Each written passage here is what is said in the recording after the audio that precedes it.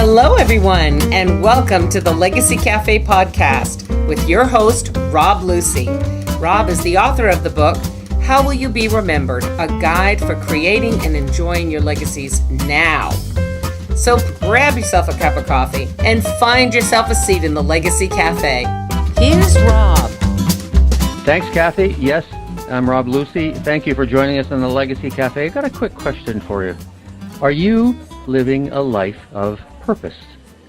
Well, our next guest is going to tell us that less than 10% of the population believes they're living a fulfilling life, and we're going to find out how to do that. You know, my approach in the book has been that legacies can be a real source of joy and passion when you use your values and your skills, your talents.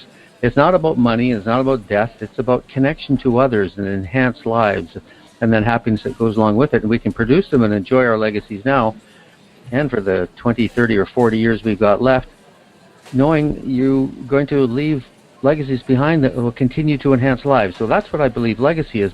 And we have all the assets in our brain and our body, but sometimes we don't know what they are and how to use them every day. And the goal of this episode in the cafe is to give you a catalyst of sorts to begin to lead an even more fulfilling life, to get to know yourself better and say, yes, I can create legacies with what I've got. I want to, and I will.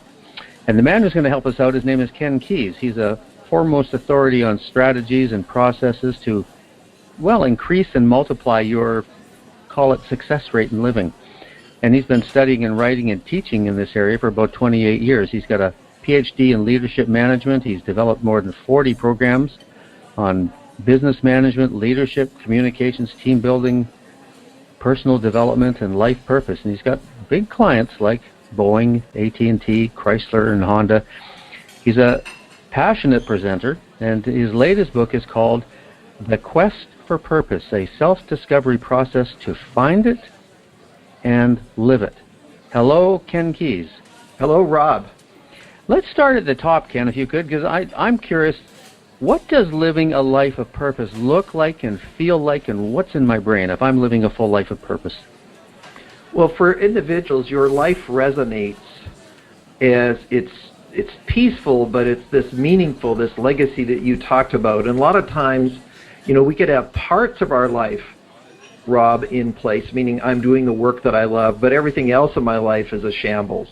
Yeah. Or maybe I have a really good home life, but the work I'm doing, which the research shows, I'm miserable at. And so our premise is that we call it simultaneous activation, where balance in life comes from activating everything that is meaningful to you. And then, so if that's fitness, your contribution to your community, to your friends, your family, your spiritual life, your work life, it's really looking at that totality, all of it, as a package. And that is where true meaning and fulfillment comes, when you include all of it, not omit some of it. You've got to be pretty self-aware, though, to be trampling through these grounds. I mean, what does a self-aware person do that, say, I don't do if I'm not as self-aware as I should be? Well, first of all, that is your quest. So, you know, you and I do work on helping people to get clear about their values or these different elements.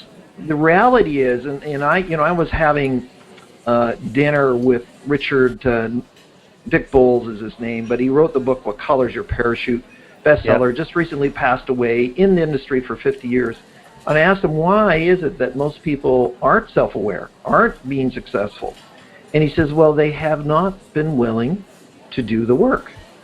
And what we mean by that, Robb, is that it takes effort, it takes intentionality, it takes being deliberate to really filter through life and get clarity about all these things. It's not hard, but you actually have to do the work. I mean, sort of like fitness. Thinking about going to the gym is not going to get you better. So you actually have to do the activities and say, well, I'm unclear about that. Okay, so then what are the exercises, the activities you are going to do to become self-aware in that area? But what about self-worth, though? Do I come out of the womb being fully 100% believing in myself and it's pounded out of me by the life I begin to lead? Or do we have to consciously and all the time be aware of our self-worth and don't let it be degraded in any way? Well, you and I have both met Jack Canfield, and he's the expert on self-worth. And our belief system here is self-worth is something that we need to rewind, reposition, and develop every single day. And so, this is this nature and nurture. Yes, we are born in a certain propensity, and we're experts on personal style, or some people call personality. But self-worth also is this nurture side, so this environment where you encourage. And a lot of times, Rob, what you're referencing here is that my confidence then will cause me to make decisions that it sometimes require courage. And if I lack the self-confidence or self-worth, then I might not be going in the direction that I'm really destined to go because of fear or concerns, or really not even thinking that I'm worthy of such a life. I'm curious of your thoughts on sort of the assets I've got as a human being, my assets that will let me create legacies and lead that life of purpose. I mean, those assets, I'm guessing, would be our values and our skills and our talents, because my instincts when I'm writing the book was that when you really start to use those assets, you become a happier person, and you're so much more creative in producing things like legacies. So talk to me about what the assets are and how you drag them out of people, how you make them realize that there's so much more than the 10% that they're only happy with now. Well, again, part of it is life leaves clues, Rob, and a lot of times we're actually not paying attention to them. And so, I have a statement in the book, The Quest for Purpose, that motivation is a myth. So interest actually compel, interest draw. So if we pay attention to those things that really excite us, that energize us, that really are not effort or work. Let's say there's some people listening who love golf. And I say, you know what, we got a beautiful day out there. It's 75, 80 degrees, 25 degrees Celsius, whatever country you're in listening to this. And I've got the perfect course to go to. Do they really have to work hard to go? No, it's just this natural, I can't wait to get out there. Well, I'm not saying life's always like that, but once you start getting into that interest, gifts, and talents that are naturally sort of gifted to you, then those energies or those fulfillment pieces come together for you. Now, the point being is I need to pay attention to those, Rob. I need to look at those. So, a short story. It was Christmas time, and the family was all hanging around my folks' place, and there's nearly 30 of us. And my son was about 8 or 9 at that time, and he was really, doing great with music. He was self-teaching himself guitar at 9 years old. And my aunt asked him, he said, what do you want to do for the rest of your life? And, I don't know why adults ask 9-year-olds this, but he said, I'm going to have a band and travel the country. And then my aunt, in her great wisdom, says, well, what are you going to do for a real job?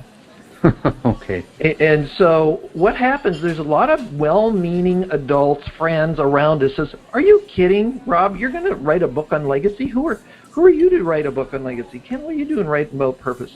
There were a lot of people around us actually kind of trounce on our dreams, our goals. So part of the reasons that some people aren't going down the direction they meant to, they got misdirected or trampled on, or their self-worth or confidence eroded by some well-meaning family or friend. In a lot of cases, it's those that are closest to you who will really speak negatively of your goals and dreams. So part of that is, do you have people who are willing to support you? And can you go back maybe in your life and think about what were some things and dreams I had when I was a kid that as an adult I don't have now because of what other people said and did? Those, like your son, that skill of becoming a musician, I could have skills and talents pushed back by what's happened to me in my life, but they still reside in me. So how the heck do you get them out and start to use them when we've had so many years piled on top of them saying, well, no, I don't think so. I was told I couldn't do that.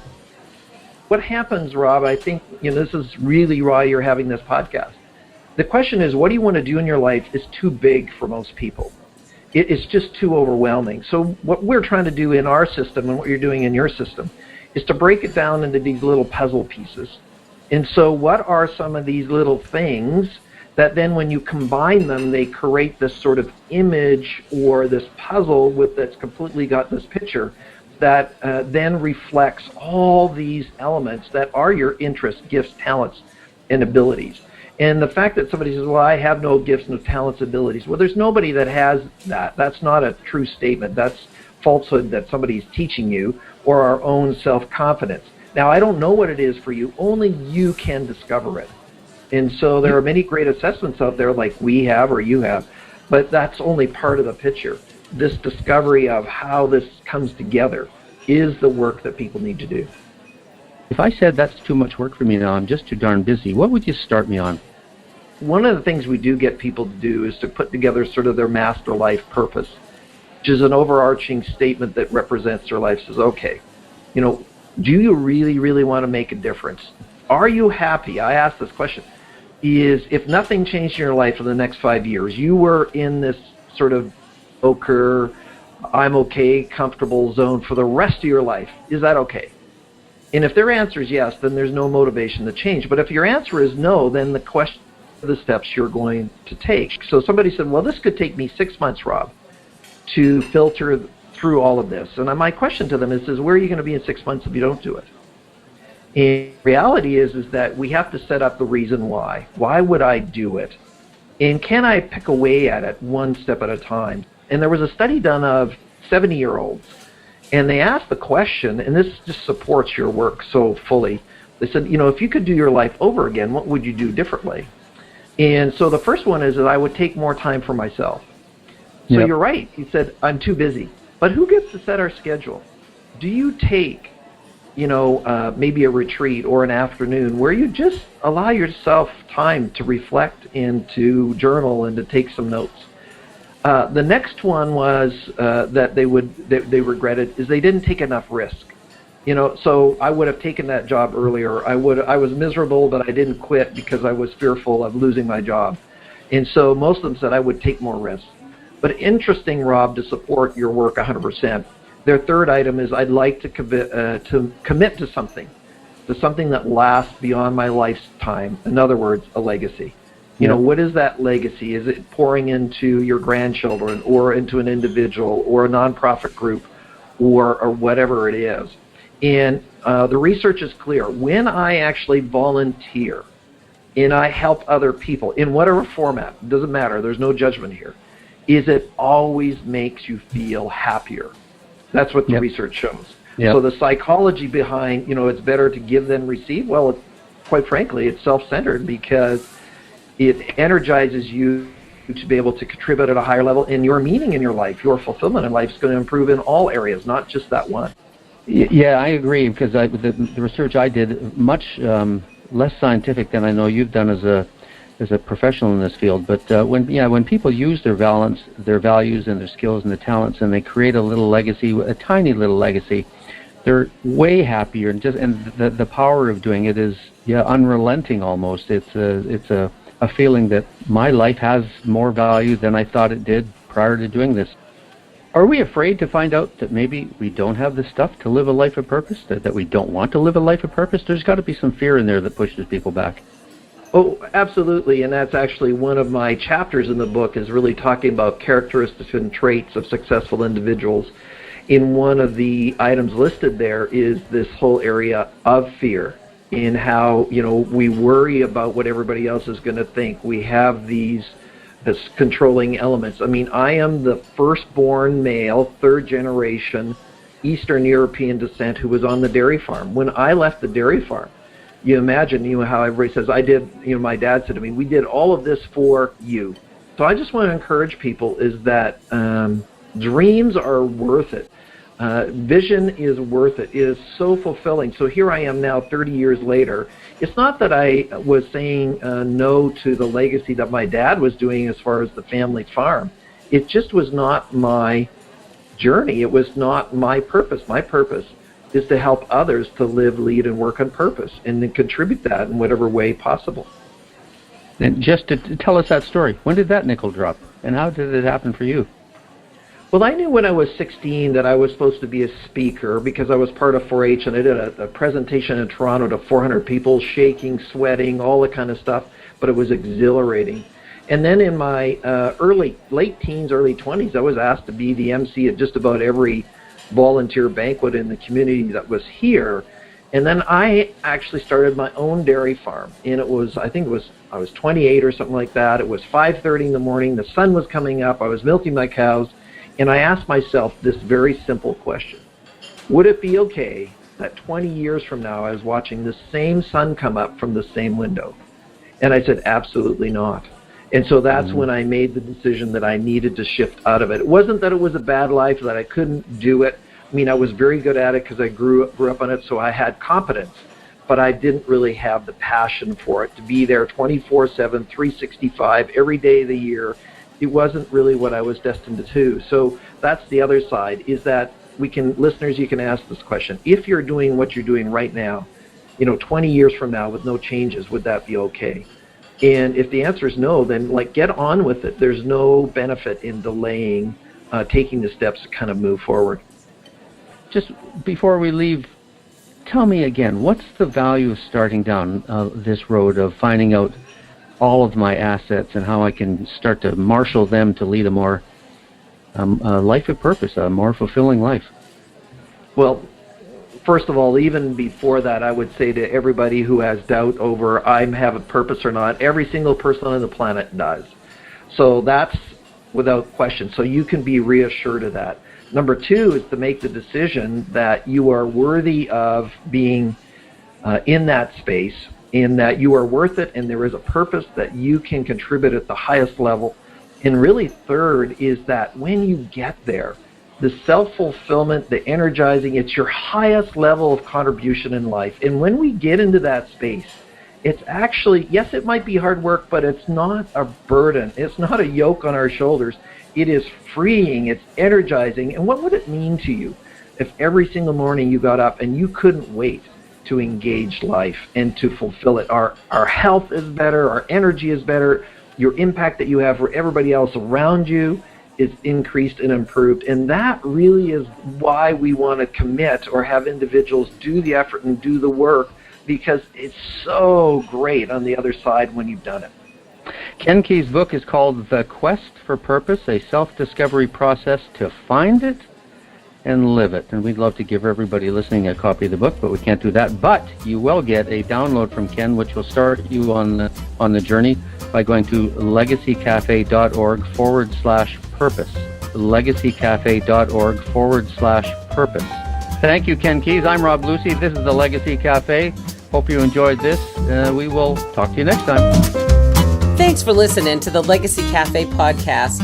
We have lots of great conversations coming your way. And by the way, if you want us to send you reminders that a new podcast is ready for you, go to legacycafe.org to subscribe.